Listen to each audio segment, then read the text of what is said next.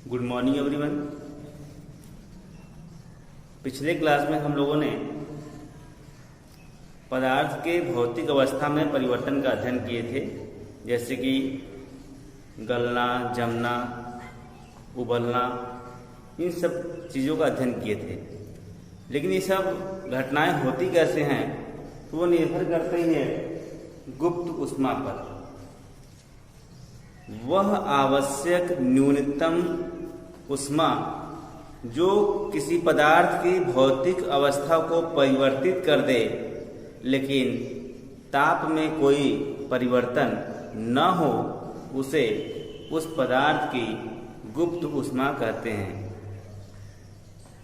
वह आवश्यक न्यूनतम ऊष्मा जो किसी पदार्थ की भौतिक अवस्था को परिवर्तित कर दे लेकिन ताप में कोई परिवर्तन न हो, उसे उस पदार्थ की गुप्त ऊष्मा कहते हैं।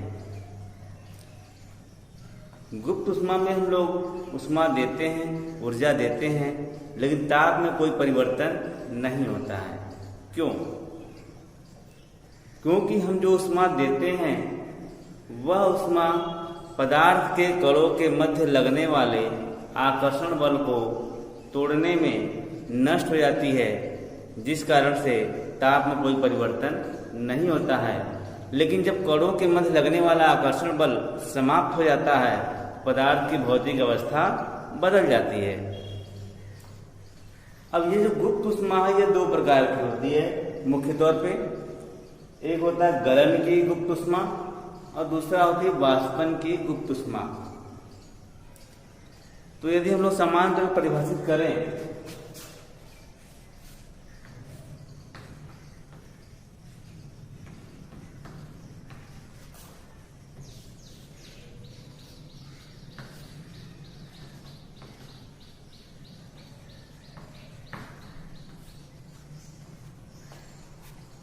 वह आवश्यक न्यूनतम ऊष्मा जो 1 किलोग्राम ठोस पदार्थ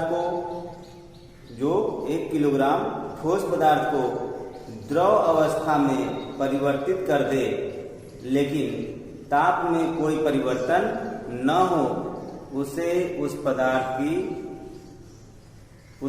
ठोस के गलन की गुप्त ऊष्मा कहते हैं।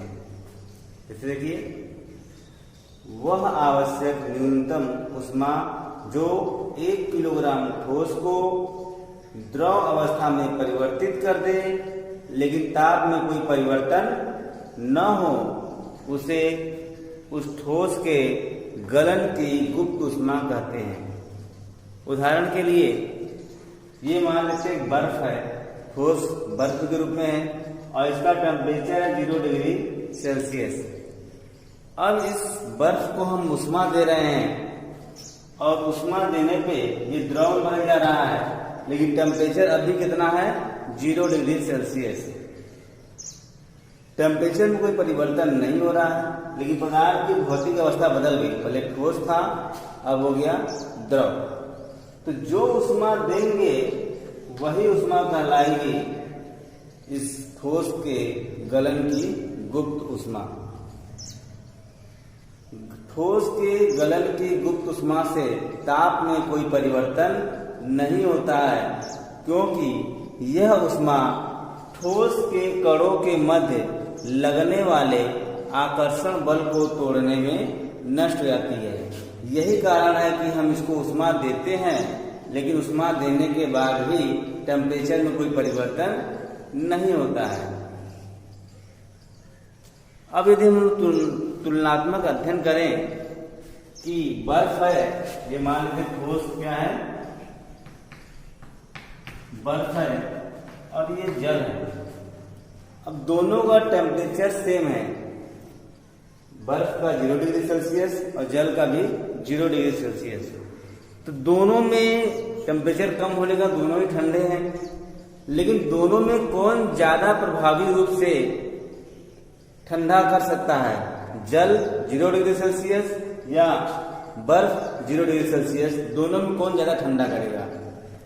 टेम्परेचर दोनों का सेम है, तो निश्चित तौर पे यहाँ पे बर्फ 0 डिग्री सेल्सियस पे है वो ज्यादा ठंडा करेगा, क्योंकि जब ये बर्फ पिघलेगा तो पिघलने पे क्या होगा, ये अपने सराउंडिंग से, अपने चारों ओर के वातावरण से गुप्त ऊष्मा को अवशोषित करेगा। और जब ये गुप्त ऊष्मा को अवशोषित करेगा तो जो सराउंडिंग है, सराउंडिंग से उतनी ऊर्जा निकल जाएगी और सराउंडिंग का टेम्परेचर कम हो जाएगा। इसीलिए ये जो 0 डिग्री सेल्सियस पे बर्फ है ये ज्यादा ठंडा करेगा as compare to water at the same temperature. यदि वाटर भी 0 डिग्री सेल्सियस पे है और बर्फ भी 0 डिग्री सेल्सियस पे है तो दोनों में बर्फ ज्यादा ठंडा करेगा, क्योंकि जब बर्फ पिघलेगी तो वो अपने सराउंडिंग से गुप्त ऊष्मा को, बर्फ के गलन की गुप्त ऊष्मा को अवशोषित करेगा। और जब उतनी ऊष्मा सराउंडिंग से ले लेगा तो सराउंडिंग का टेम्परेचर कम हो जाएगा, इसलिए बर्फ ज्यादा ठंडा करेगा as compare to water at the same temperature. अब अगला टॉपिक वाष्पन की गुप्त ऊष्मा। वाष्पन की गुप्त ऊष्मा, जैसे ये द्रव है, वाटर ले लिया हमने, और वाटर को गर्म कर रहा है, वाटर बॉयल कर रहा है। वाटर बॉयल कर रहा है, इसका टेम्परेचर है 100 डिग्री सेल्सियस। और जब वाटर बॉयल होने के बाद स्टीम में, भाप में परिवर्तित हो रहा है तो भाप का भी टेम्परेचर है 100 डिग्री सेल्सियस। तो दोनों का तापमान सेम है, वाटर का भी और स्टीम का भी। लेकिन हम वाटर को स्टीम में बदलने के लिए इसको ऊष्मा देंगे, और 1 केजी वाटर को 100 डिग्री सेल्सियस पर स्टीम में परिवर्तित करने के लिए जो आवश्यक न्यूनतम ऊष्मा होगी, उस आवश्यक न्यूनतम ऊष्मा को हम कहेंगे वाष्पन की गुप्त ऊष्मा। जितने परिभाषा पे से, वह आवश्यक न्यूनतम ऊष्मा जो 1 किलोग्राम द्रव को उसके वाष्प अवस्था में परिवर्तित कर दे, लेकिन तापमान में कोई परिवर्तन न हो, उसे वाष्पन की गुप्त ऊष्मा कहते हैं। तो देखिए, वह आवश्यक न्यूनतम ऊष्मा जो 1 किलोग्राम द्रव को वाष्प अवस्था में परिवर्तित कर दे, लेकिन ताप में कोई परिवर्तन न हो, उसे उस द्रव के वाष्पन की गुप्त ऊष्मा कहते हैं। तो वाटर यहाँ पे है 100 डिग्री सेल्सियस पे बॉयल कर रहा है, उबल रहा है, और स्टीम भाप बन रहा है, भाप का भी टेम्परेचर है 100 डिग्री सेल्सियस। तो दोनों का टेम्परेचर बिल्कुल सेम है। बस इस वाटर को गुप्त ऊष्मा मिल जाएगी तो यह वाटर द्रव से वाष्प में परिवर्तित हो जाएगा। लेकिन हम ऊष्मा दे रहे हैं, कॉन्टिन्यूअस इसको ऊष्मा दे रहे हैं, लेकिन इस स्टीम का ताप बढ़ नहीं रहा है। क्यों नहीं बढ़ता है? क्योंकि जो ऊष्मा हम दे रहे हैं वह ऊष्मा, ये जो वाटर है, इन वाटर के मॉलिक्यूल्स के बीच जल के अणुओं के मध्य लगने वाले आकर्षण बल को तोड़ने में नष्ट हो जाता है, और इस कारण से तापमान में कोई परिवर्तन नहीं होता है। तो बस इसको गुप्त ऊष्मा मिलेगी, इस द्रव से वाष्प में बदल जाएगा। तो इसे हम कहते हैं वाष्पन की गुप्त ऊष्मा। तो गुप्त ऊष्मा यही है जो पदार्थ की भौतिक अवस्था को बदल दे, लेकिन तापमान में कोई परिवर्तन न हो, उससे हम गुप्त ऊष्मा कहते हैं। अब यदि हम लोग एग्जाम्पल्स देखें कि बॉइलिंग वाटर है, वाटर बॉयल कर रहा है, गर्म होगा ही, वाटर बॉयल कर रहा है, और स्टीम है, भाप है, वो भी गर्म है। तो दोनों में कौन ज्यादा गर्म होगा? टेम्परेचर सेम है, लेकिन आप जलने का अनुभव करेंगे तो देखेंगे भाप का जो जलन होगा वो बहुत ज्यादा होगा, और जल के जलन का अनुभव आपको कम होगा। जलेगा तो दोनों टेम्परेचर भी सेम है, लेकिन ये अंतर आएगा कि भाप से अब ज्यादा डैमेज होगा, ज्यादा जलेगा, और बॉइलिंग वाटर से कम जलेगा। आपने अनुभव किया होगा, रोटी बनाते समय जब रोटी फूल जाती है और उसके भाप को जो साइड से निकाला जाता है तो वो भाप जरा भी हाथ में लग जाए, थोड़ा भी हाथ में लग जाए तो हाथ में काफी तीव्र जलन होती है। क्यों? जबकि वाटर उसी टेम्परेचर पर रहेगा, उसमें आप हाथ डाल देंगे तो उतना ऐसा करना नहीं है।